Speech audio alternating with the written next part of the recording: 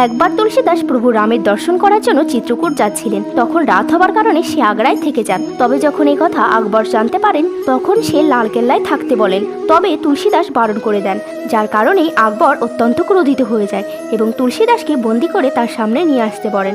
তখন সকল সৈনিকরা মিলে তুলসীদাসকে আকবরের সামনে নিয়ে হাজির করেন এবং আকবর তুলসীদাসকে বলেন, আমি তোমার সম্বন্ধে অনেক কিছু শুনেছি, এমন কিছু জাদু করে দেখাও। তখন তুলসীদাস বলে, আমি কোনো জাদুকর নয় যে জাদু করে দেখাবো, আমি তো শুধু রামের ভক্ত, যে সংসারের সবকিছু তার ইচ্ছাতেই হয়। তখন আকবর অত্যন্ত ক্রোধিত হয়ে তাকে বন্দি করে কারাগারে আটকে রাখতে বলে। তখন তুলসীদাস হাত জোর করে হনুমানকে স্মরণ করতে থাকে এবং হনুমান সম্বন্ধে কয়েকটি শ্লোক বলতে থাকে। তখন একই সঙ্গে হাজার হাজার হনুমান লালকেল্লায় হামলা করে। আকবরের সৈনিক বলেন, আপনি তো জাদু দেখতে চেয়েছিলেন, এই দেখুন তার নমুনা। এরা তখনই শান্ত হবে যখন আপনি তুলসীদাসকে ছেড়ে দেবেন। তারপর তুলসীদাসের কাছে আকবর ক্ষমা চেয়ে তাকে মুক্ত করে দেন।